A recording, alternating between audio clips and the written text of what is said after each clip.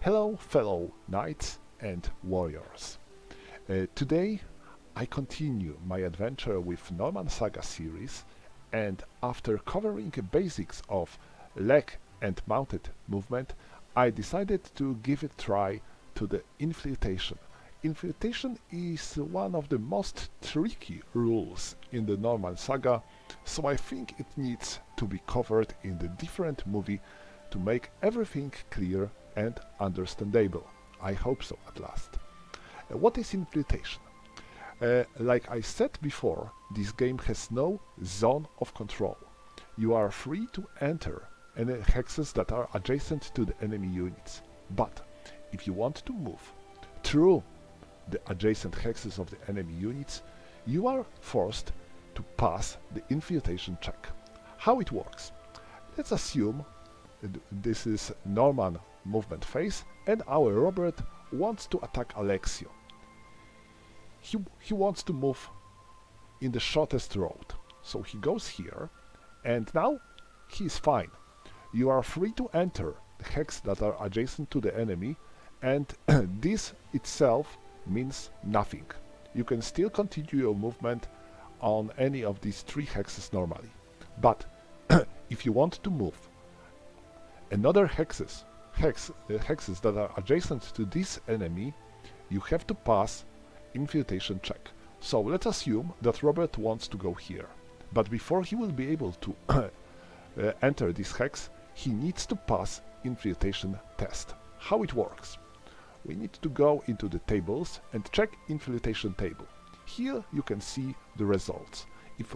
If enemy will make a roll and get 1 to 5, then there is no effect and we can continue our movement. If he gets 6 to 7, our movement is stopped. We cannot go further. 8 or 9 means our movement is stopped and our character is wounded. And 10 means that our character is killed.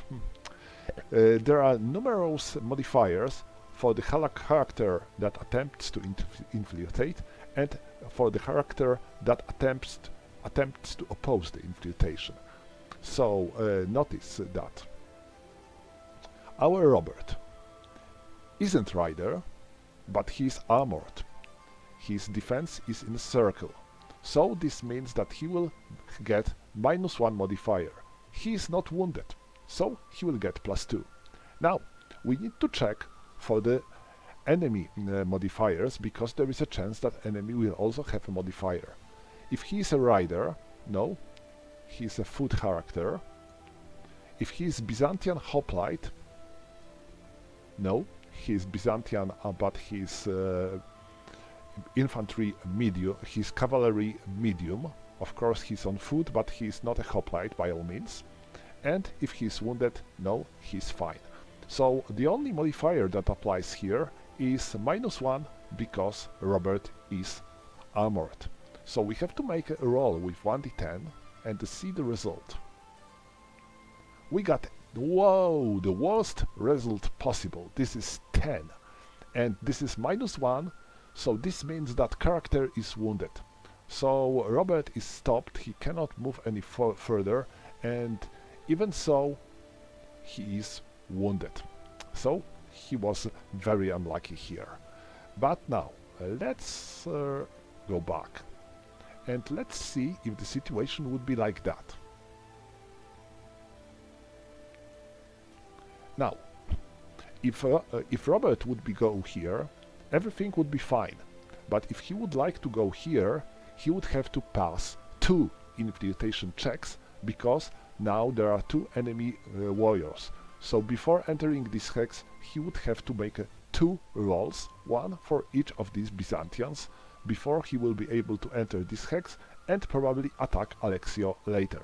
Of course, if he would pass both of these checks and he would end his movement here, he wouldn't have to make another check for Alexio, because he's ending his movement.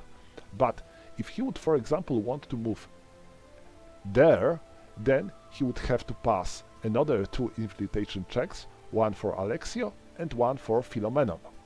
So, a hard thing. Now, how to avoid infiltration check? Well, infiltration check is not working if you are entering the hex adjacent to the enemy that this enemy cannot enter. For example, let's assume that Robert wants to reach Alexio. He goes here. He doesn't have to make infiltration check here, and then he goes there.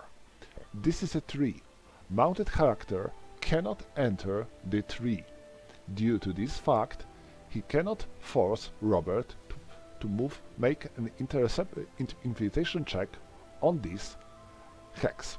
Another way to avoid making infiltration movement is to move one hex. For example, Robert starts his movement here. He goes there. This is his entire movement. And now he doesn't have to make infiltration check, even if there would be something that would force him to make such a test.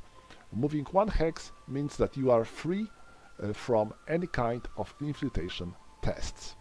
And of course, if you are simply making your movement on the hex adjacent to the enemy and you are not moving anywhere else, you don't have to pass infiltration check. You are free.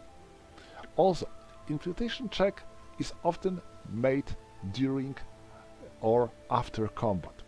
When the enemy is retreating and your men are making advance after combat, there is a solid chance that you will have to make one or two infiltration tests. But this is something I will cover later in my video, which will be focused on advance after combat and retreats. So, when it comes to the basics of infiltration, this should be all. I hope I was able to light the stuff up and tell you how the things works. If you will have any questions regarding infiltration or any other stuff, feel free to post them in the comments. I will do my best to answer.